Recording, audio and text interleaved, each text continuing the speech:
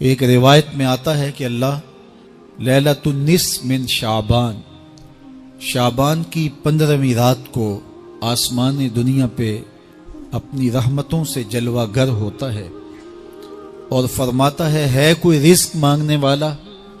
میں اس کی جھولیاں بھر دوں، ہے کوئی مغفرت طلب کرنے والا، میں اس کے گناہ معاف کر دوں، ہے کوئی مجھ سے عافیت مانگنے والا،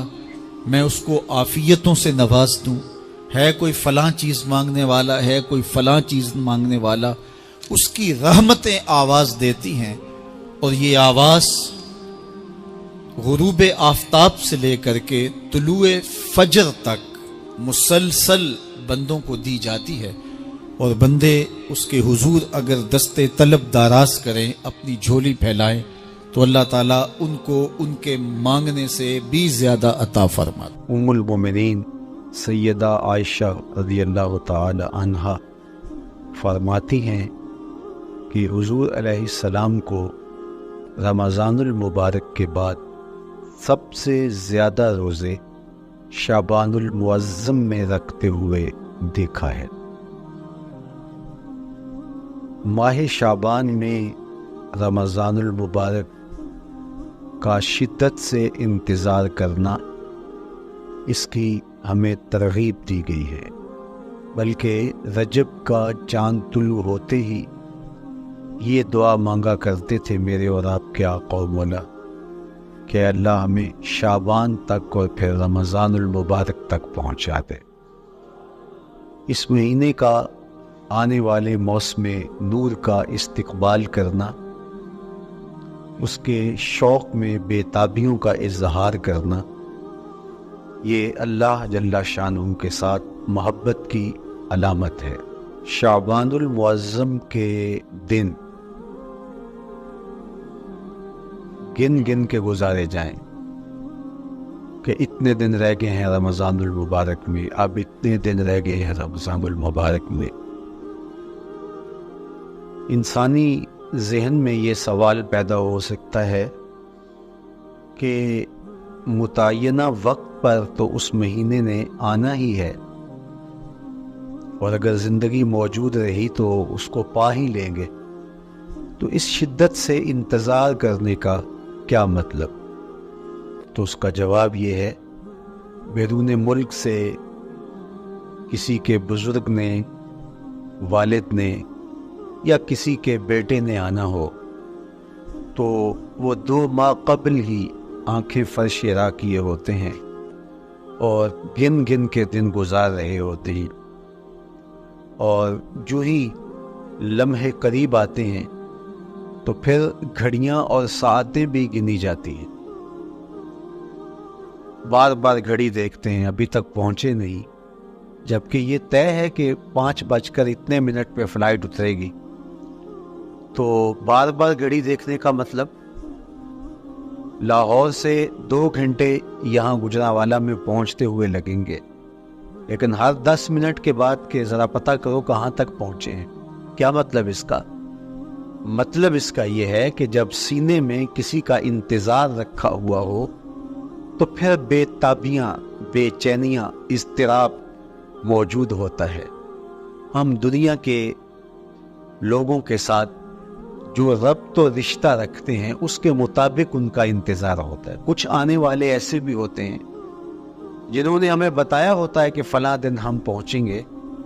اور وہ دروازے پہ دستک دے رہے ہوتے ہیں اور ہم سو کے اٹھ رہے ہوتے ہیں، اور اچانک جب پتہ چلتا ہے کہ فلاں باہر دروازے پہ دستک دے رہے ہیں تو ہم استقبال تو کر رہے ہوتے ہیں، لیکن ہمارے ذہن میں یہ بھی ہوتا ہے وہ میں بھول گیا، تو اب تو یہ کام بھی میرے ذمہ ہے، تو مجھے یاد آ گیا ہوتا۔ تو جن لوگوں کے لیے دل میں محبتوں کی جگہ ہو تو ان کے لیے پھر سارے کام مؤخر کر کے ان کے استقبال کیے جاتے ہیں۔ یہ مہینہ اللہ کی رحمتوں کا موسم بہار ہے، چھم چھم رحمتیں برستی ہیں، انوار اترتے ہیں، گناہگاروں کو آتش دوزخ سے نجات بخش دی جاتی ہے۔ تو اس کا استقبال کرنا، اس کے لیے انتظار کرنا، گن گن کے دن گزارنا، لمحے اور ساعتیں بسر کرتے ہوئے بار بار ماہ سیام کا ذکر کرنا اس مہینے کے ساتھ محبت کی دلیل ہے، اور اس مہینے کے ساتھ محبت اللہ سے محبت کی دلیل ہے۔ اس لیے اس مہینے کا استقبال کرنا، اس کے لیے تیاری کرنا، اپنے گھر کو صاف کرنا، اس کے لیے اپنی اولاد کے دل میں شوق پیدا کرنا اور ماحول پہلے پیدا کرنے کی کوشش کرنا، تاکہ جو ہی یہ ماہ جلوہ گر ہو تو روزہ رکھنے کا مزاج پیدا ہو چکا ہو، تلاوت کلام مجید کا مزاج پیدا ہو چکا ہو، دیگر نوافل اور اچھے اعمال بجا لانے کی عادت پڑ چکی ہو۔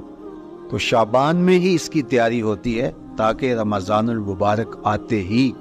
ہم پوری طرح سے مستعد اور فعال ہو کر کے اس مہینے کی برکتوں کو سمیٹ لیں۔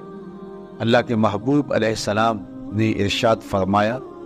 کہ جب ماہ سیام آتا ہے فتحت ابواب الجنہ، تو جنت کے 8 دروازے کھول دیے جاتے۔ جنت تو اللہ جل شانہ کی کرم نوازیوں کا ایک ایسا خوبصورت منظر ہے کہ آج تک نہ کسی آنکھ نے اس کو دیکھا، نہ کسی کان نے سنا، اور نہ اس کا کوئی تصور کر سکتا ہے، ایسی خوبصورت بنائی ہے۔ وہاں کی ہوائیں جب چلتی ہیں تو گرد نہیں اڑتا، کستوری اڑتی ہے۔ وہاں دودھ کی، شہد کی، مائع معین، کوثر، سلسبیل کی نہریں بہتی ہیں، موتی زمرد کے محلات بنے ہوئے ہیں۔ وہ خوبصورت محل اور وہ خوبصورت جنت کا ماحول، لیکن اس کے باوجود اس خوبصورت جنت کو، مرصع جنت کو، نظیف ترین بقعۂ رحمت کو 11 ماہ تک رنگ و روغن کیا جاتا ہے رمضان المبارک کے استقبال کے لیے، اور جب یہ مہینہ آتا ہے تو اس کے دروازے کھول دیے جاتے ہیں،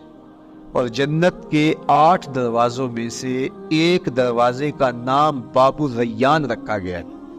جو صرف روزہ داروں کے اعزاز و تکریم کے لیے ہے۔ روزہ دار اس دروازے سے گزر کے جنت جاتے۔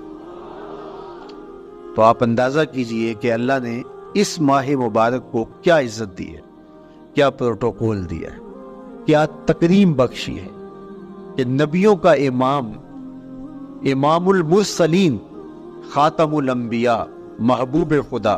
اس مہینے کے لیے منتظر رہتے کہ یہ مہینہ آنے والا ہے، یہ مہینہ آنے والا ہے۔ حضرت سیدنا سلمان فارسی رضی اللہ تعالی عنہ فرماتے ہیں کہ شعبان کی آخری تاریخ کو حضور نے ایک خطبہ ارشاد کیا۔ بعض علماء نے کہا کہ یہ شعبان کا آخری جمعہ تھا، یا ہو سکتا ہے کہ آخری جمعہ 29 شعبان کو ہی ہو۔ تو رمضان المبارک سے قبل حضور نے یہ خطبہ ارشاد کیا، جو مختلف کتب احادیث میں موجود ہے۔ یا ایھا الناس، اے لوگو، قد اظلکم شہر عظیم، اللہ نے تمہارے اوپر ایک بہت پاکیزہ، پر نور، عالی مرتبت